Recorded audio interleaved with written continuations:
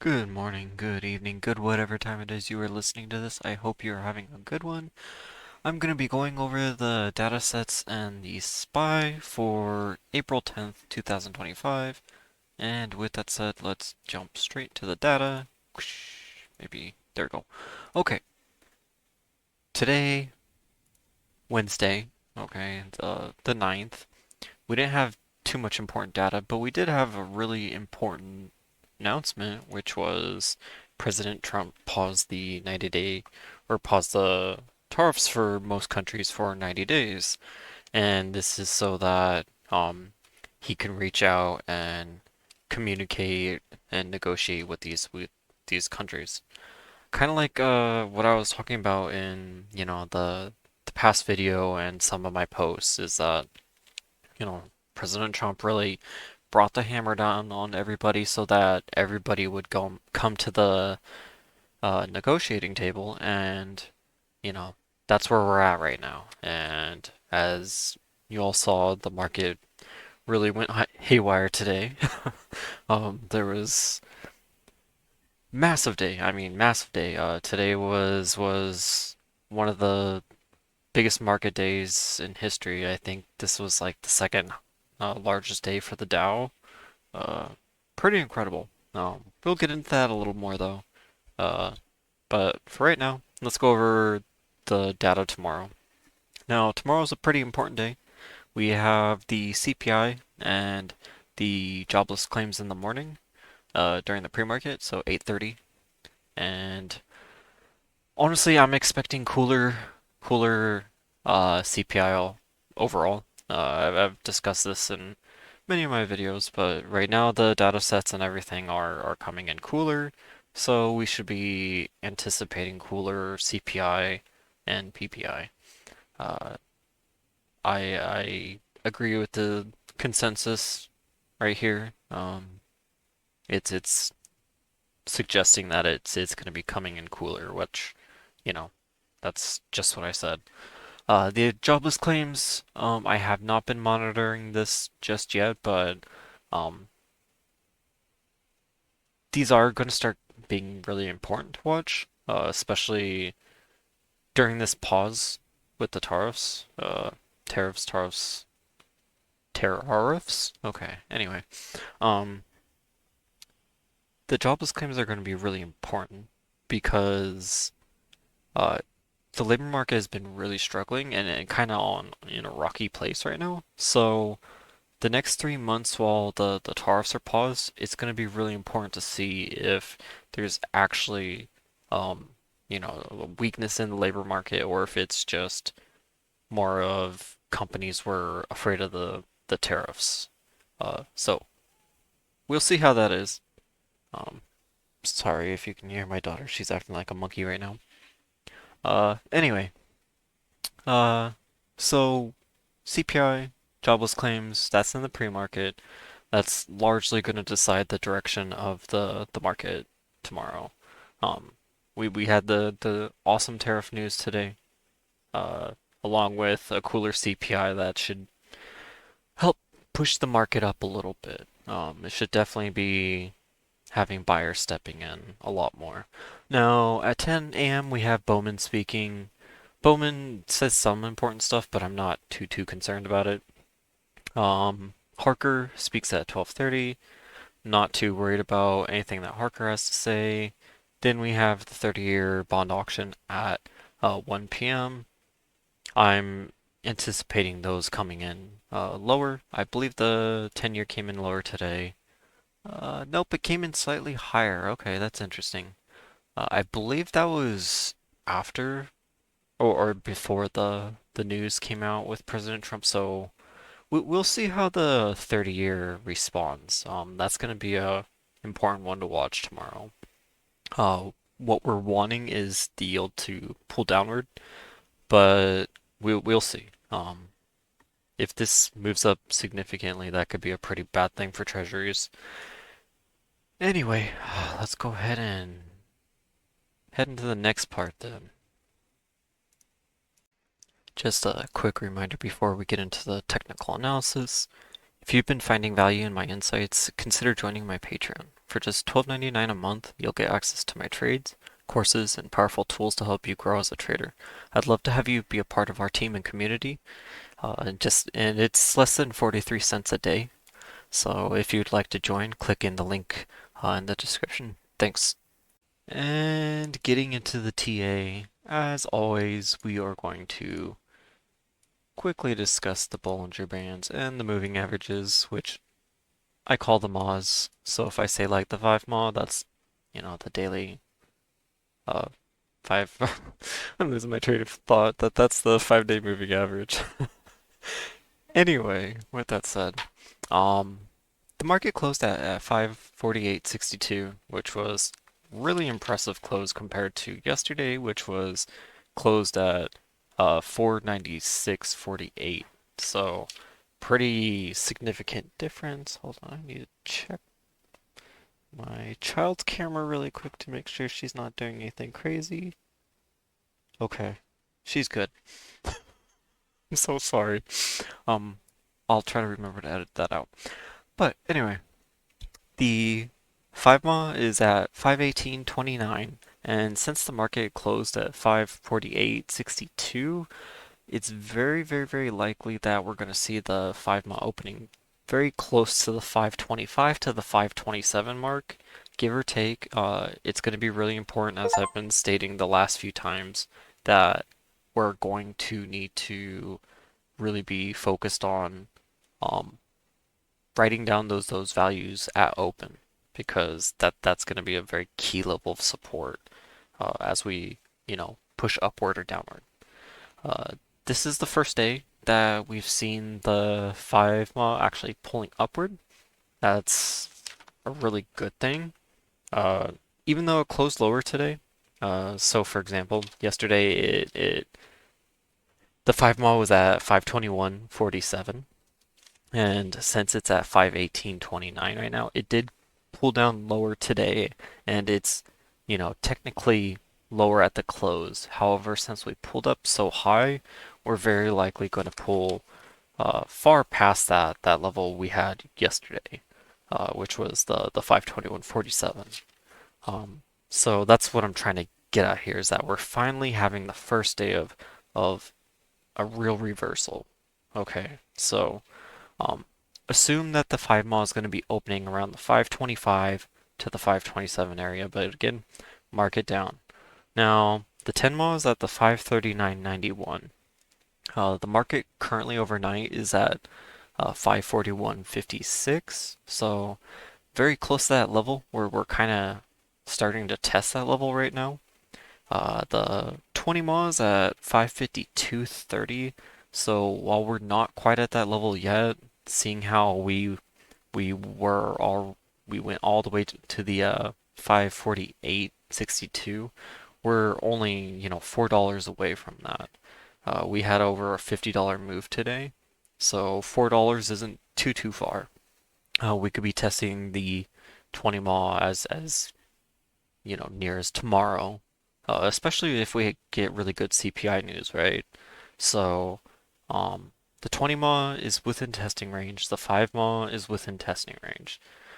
Seeing how we've had extremely deep moves, and I'm talking both on the downside and upside, we've been getting, easily 15 to $40 days at almost every single day the last, 2 weeks now.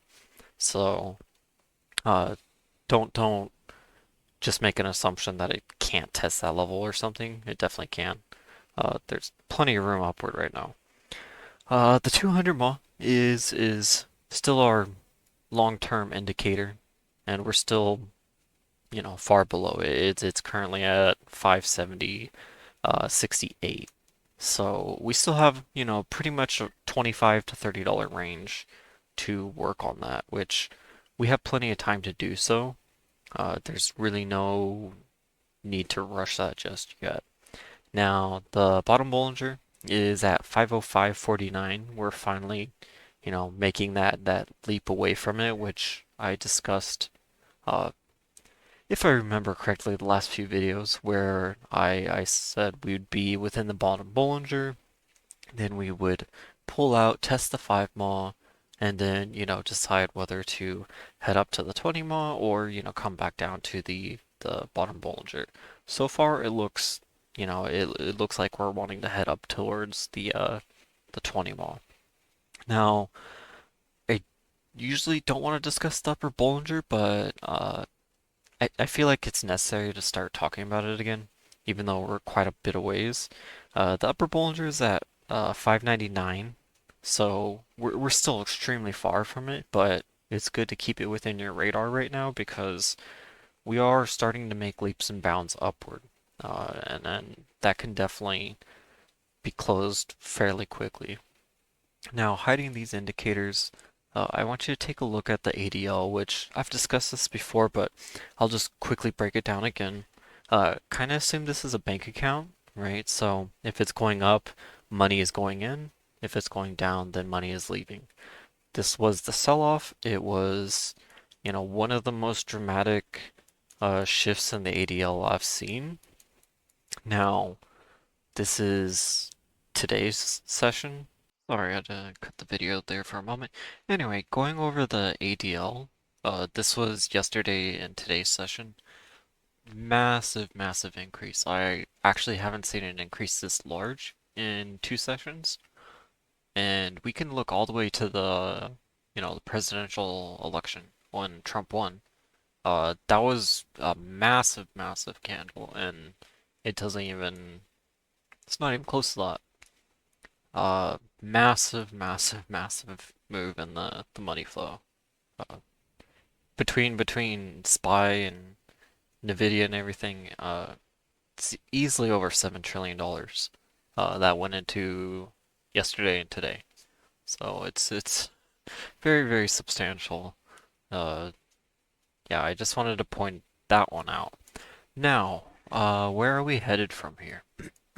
Sorry, excuse me. My throat's been really bothering me. Uh, yeah, these lines are terrible, I'm sorry. But we're gonna go through them because they're important. So, if you remember these liquidity zones that I hid away, a week ago, we are back within this liquidity zone. It's a very important area.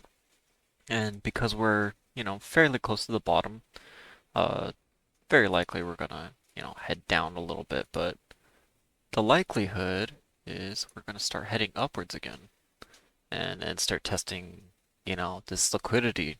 And it can go all the way from the top to the bottom, um, while we build liquidity in here to likely move back upward.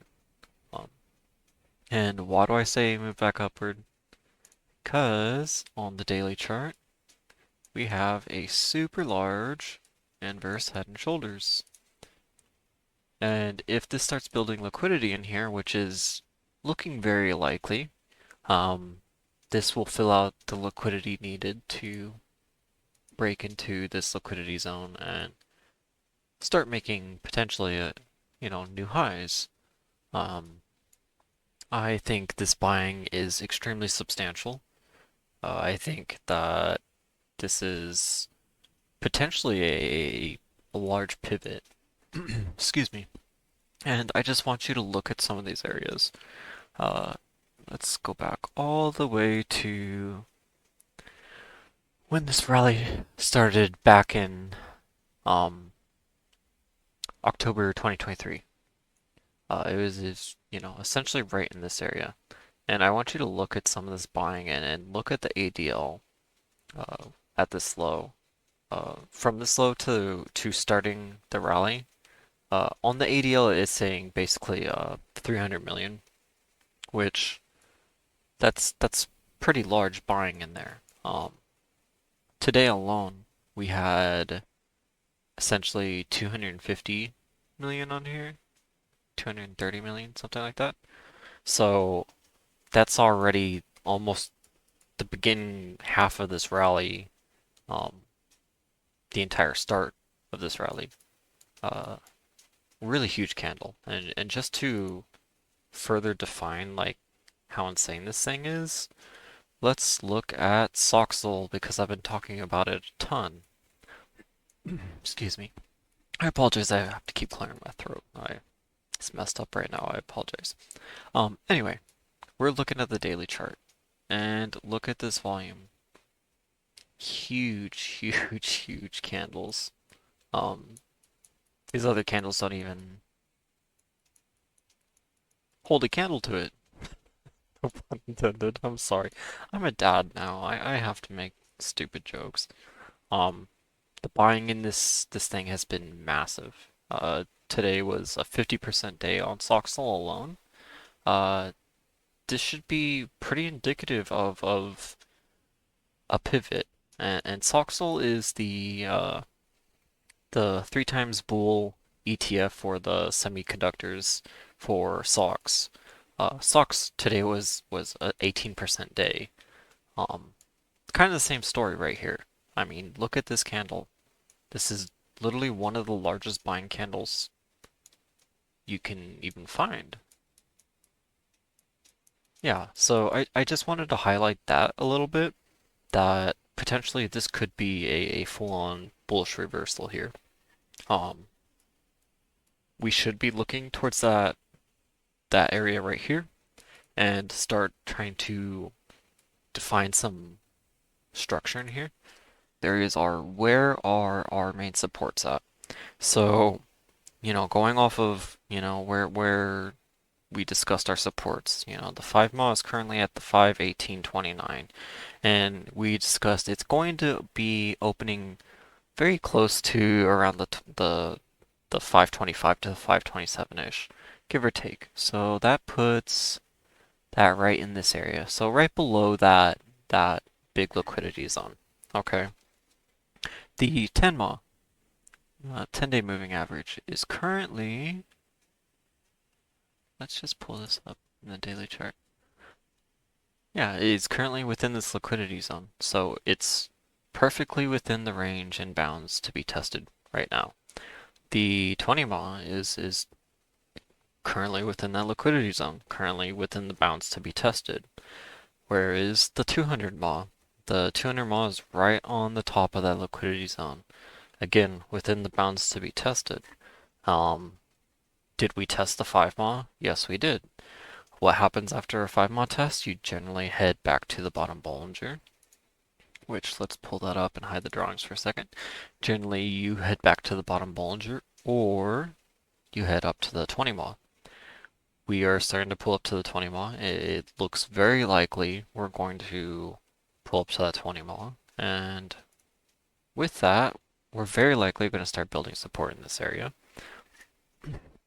And because we're building support in this area, we are very likely going to complete, ta-da, inverse head and shoulders. And with the completion of that inverse head and shoulders, that gives us the liquidity to enter back into the zone. And what's in this zone? Besides the 200 MA, it is the upper Bollinger. And we're going to hide the drawings for a second, but that's how we end up getting an upper Bollinger move from here. Is we would test this area out, build support, and then, head to that upper Bollinger as that upper Bollinger starts opening up again.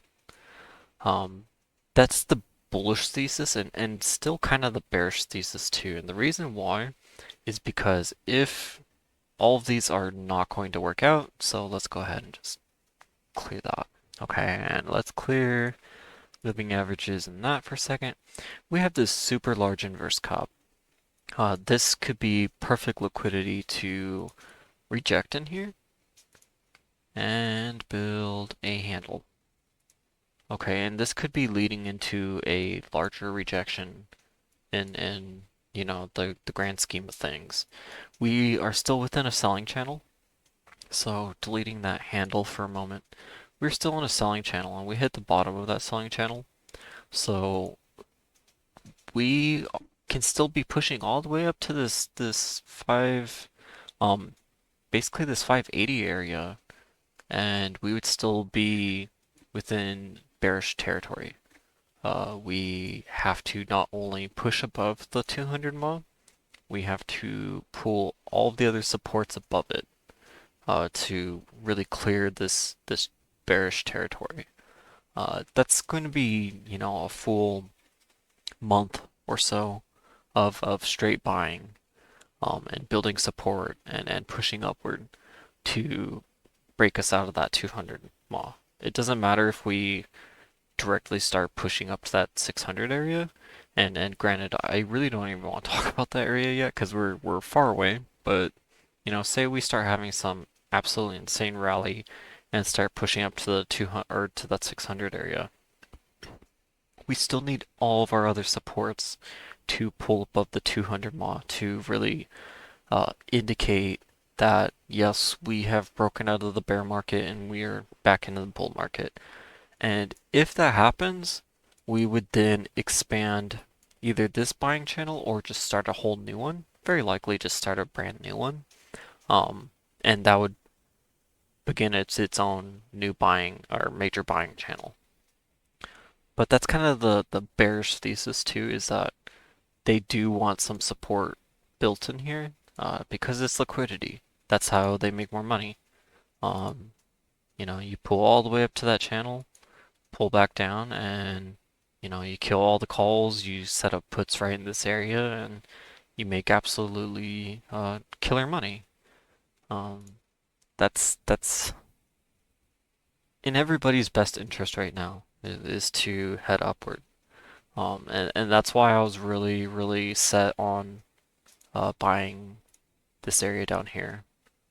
And I really hope everyone was able to um, buy it a little bit. And I know some people didn't, and this is where I'm gonna try to offer some words of encouragement. But I got my butt reamed during the start of the Nvidia rally.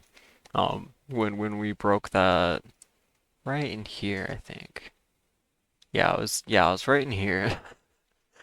I shorted this thing the entire way, and then I took calls here, and then I shorted, back up here, and then it was around here. Um, or no, it was back in this area. This is when things really started to click for me, and that's when I started taking calls. That's right. But basically the whole start of the bull rally, I was trying to short that sucker. I was losing thousands upon thousands upon thousands of dollars, and it was not a good time. This made me question if I even wanted to trade anymore. I was getting absolutely destroyed. Uh, it was causing fights in my relationship. I mean, it was not a good thing. And in the grand scheme of things, this just looks like a tiny little candle, right? This could be any one of these candles. With that said, there's always room for recovery. There was room for me to learn how to really improve as a trader, and this little candle became, not that big of a deal anymore. It no longer wiped me out. Now I've learned how to manage my positions, and I've learned how to hedge, and I've learned how to use the tools that we have available to my advantage. And I didn't know how to do that back when I got wiped out during that previous rally. So I know people who had plenty of short positions who lost literally life-changing money today.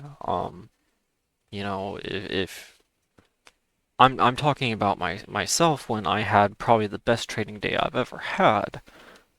I know many of my friends have lost 5 digits plus today, and I feel terrible about it. But this is how we learn. This is how we improve. This is how we become better traders is through experience. And I wouldn't have known to buy the bottom here and to load up and that there would be bullishness here if I didn't get reamed in the past. Uh, so try not to get discouraged. And I'm going to be hammering that point across as much as I can, is that trading is, trading was here before I was here. It's going to be here after I'm gone. Uh, people were trading this before I even knew what the SPY was. Um, you know, and this is just a small moment in time. It's time for you to just focus and learn how to use our tools and continue to learn and improve and use this as an advantage, not a disadvantage. So that's all I can really say is that these large moves are extremely hard. Don't beat yourself up over it because one way or another, you're gonna learn something from this. And I hate to say that because I know that sometimes that comes at the cost of literally hundreds to thousands of dollars. But unfortunately, that's how we learn in life. And trading is truly a life journey and not just a job or a career. It's not just a 9 to 5. It's something, we carry through our entire life. My daughter is screaming right now. I apologize. So I'm gonna try to end the video here. But chin up. Um, you know, let's hunker down, let's focus together and let's learn what we can do to improve and not make mistakes. For me, today was I believe my largest trading day um on record. I had an absolutely killer day. Killer day. Today was a life-changing day for me. Uh as many of you know, and we will today was an absolutely killer day. Uh I look forward to everyone who watches these videos to have those type of days as well. Okay, my daughter's screaming. With that said, I hope you have a good night. Have a good day. Trade safe. CPI in the morning. Um, look for the 20 ma. Look for the 5 ma. We're either going to be pushing into the 20 ma or we're going to be heading down to the 5 ma. The CPI data is very likely going to determine that. So, um, you know, we ride from here. So with that said, let's have a good day tomorrow. Uh, have a good night, everybody.